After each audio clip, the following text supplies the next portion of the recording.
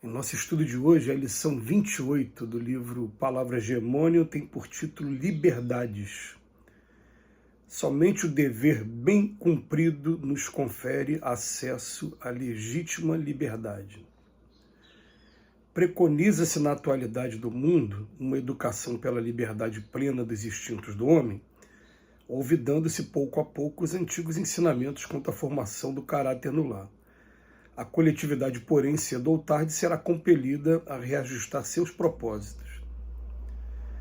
Somente o bem pode conferir o galardão da liberdade suprema, representando a chave única, suscetível de abrir as portas sagradas do infinito à alma ansiosa. Nenhum culto que se prenda a Deus pela devoção e por determinados deveres religiosos tem o direito de interferir nos movimentos transitórios do Estado, como este último não tem o direito de intervir na vida privada da personalidade em matéria de gosto, de sentimento, de consciência, segundo as velhas fórmulas do liberalismo. Um texto curtinho, mas profundo para a gente analisar.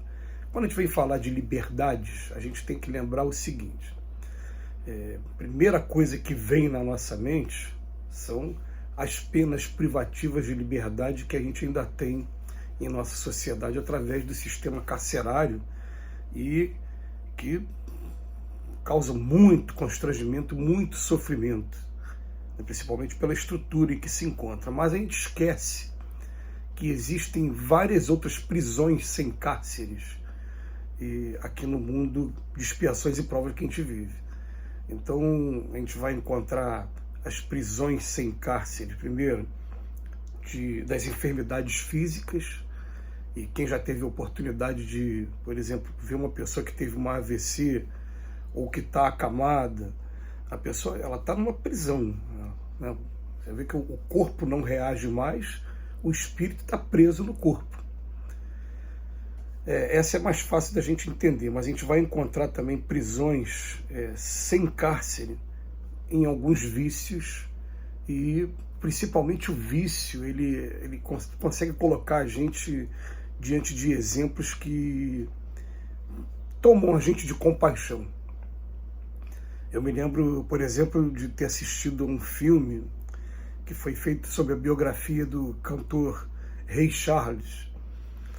E o Ray Charles, ele era cego, era negro, norte-americano, e por conta de todo o movimento anti-racismo na América do Norte, a mãe do Ray Charles tem um momento que fala para ele: filho, nunca deixe ninguém te escravizar. Aí depois, lá na frente, ela fala: meu filho, você me atendeu, mas você esqueceu de tomar o cuidado com relação às drogas, você acabou ficando refém das drogas. Nós temos, a grande maioria de nós aqui na Terra, prisões sem cárcere, que definitivamente tiram a nossa liberdade. Então, o Emmanuel vai começar o texto de hoje buscando o lado moral. Ele fala para a gente: somente o dever bem cumprido nos confere acesso à legítima liberdade. Tá, então o meu desafio agora é aprender o que seja o dever bem cumprido. Ou melhor, é melhor até eu aprender em primeiro lugar o que é o dever.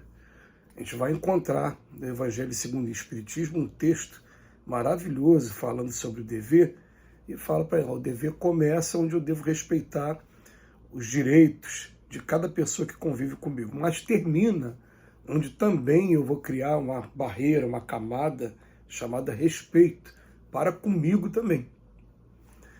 E daí a gente começa a identificar quais são os nossos deveres, deveres com a família, deveres com a sociedade, deveres com a religião, enfim. E daí a gente começa a buscar a nossa legítima liberdade, que é cada vez que a gente não cumpre os nossos deveres, a gente vai deixando pendências, e essas pendências, obrigatoriamente, naturalmente, elas vão nos cobrar no futuro. Como diz o jargão popular, a conta chega daqui a pouco.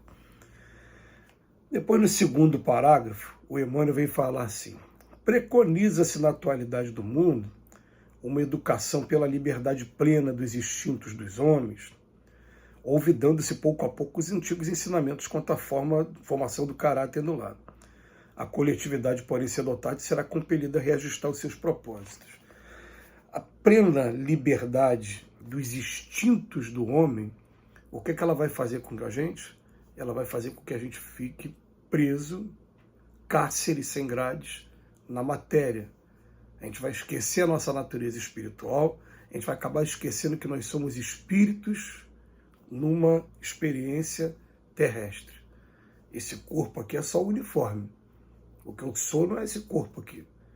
Eu, espírito, estou tentando cuidar desse corpo, porque ele é meu vaso sagrado, assim como eu, homem, estou cuidando da minha roupa, da minha camisa que eu estou usando aqui agora, mas eu não sou esse corpo, assim como eu, homem, não sou essa roupa. O espírito daqui a pouco vai deixar o corpo e vai embora. Agora, se eu começo a ficar preso aos instintos que esse corpo aqui vai estar desempenhando, e o instinto da gula, o instinto sexual, o que acontece? Ele vai me escravizar, vai trazer problemas para mim também nesse campo da liberdade.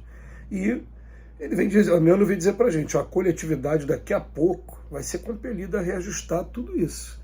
Ela incentiva, no primeiro momento a gente confunde liberdade com libertinagem, como dizia o jargão antigo, até chegar a um ponto de equilíbrio, depois aí já com suor, com lágrimas, mas vai ter que chegar ao equilíbrio, não tem para onde correr. No terceiro parágrafo, mais uma vez, primeiro ele falou do dever, agora ele fala, somente o bem pode conferir o galardão da liberdade suprema, representando a chave única suscetível de abrir as portas sagradas do infinito à alma ansiosa. Então, quando a gente está no caminho de estar proporcionando bem-estar de alguma maneira para as pessoas que estão por perto, respeitando as convicções religiosas, filosóficas, políticas de cada um, dando ferramentas para que a pessoa se desenvolva, possa viver, possa exercitar o seu livre-arbítrio. Quando eu estou trabalhando no bem, eu estou conferindo a mim mesmo o galardão da liberdade suprema, porque naturalmente eu também estou abrindo as portas para mim. E no último parágrafo, ele fala para a gente o seguinte, que nenhum culto que se prenda a Deus pela devoção e por determinados deveres religiosos tem o direito de interferir nos movimentos transitórios do Estado. Agora ele vem fazer uma correlação da liberdade religiosa com o Estado. Então, nenhuma religião tem o direito de instigar os seus fiéis contra as instituições estabelecidas para atender a coletividade, que a gente chama de Estado. Como esse último não tem o direito também de intervir na vida privada da personalidade, em matéria de gosto, de sentimento, de consciência, segundo as velhas fórmulas do liberalismo. Ele vem chamar a atenção que do liberalismo, esse termo, ele surgiu justamente com a Revolução Francesa, aquele movimento que aconteceu entre 1789 e 1799, principalmente com a promulgação dos direitos e garantias que vieram por conta daquele movimento. Foi muito triste, muito sanguinário, mas um dos movimentos mais importantes da história da humanidade, que foi a Revolução Francesa. Aliás, foi até divisor de eras, porque a era contemporânea começou a partir da Revolução Francesa para cá, desses marcos históricos que nossos historiadores utilizam. Mas, por fim, depois de chamar a atenção para o nosso dever e para o bem, ele vem chamar a nossa atenção e dizer o seguinte, se eu estou hoje na posição de alguma liderança religiosa, ou se eu estou hoje na posição de alguma liderança estatal, das autoridades que a gente tem aqui na Terra, eu não tenho esse direito de interferir nas liberdades das pessoas, e se isso acontecer, eu vou estar me entregando à lei de causa e efeito para acertos de conta no futuro, lembrando que também tudo que a gente faz de mal com o próximo, de alguma maneira volta para a gente de maneira educativa. Vamos buscar nossa liberdade. Que Jesus nos abençoe hoje e sempre.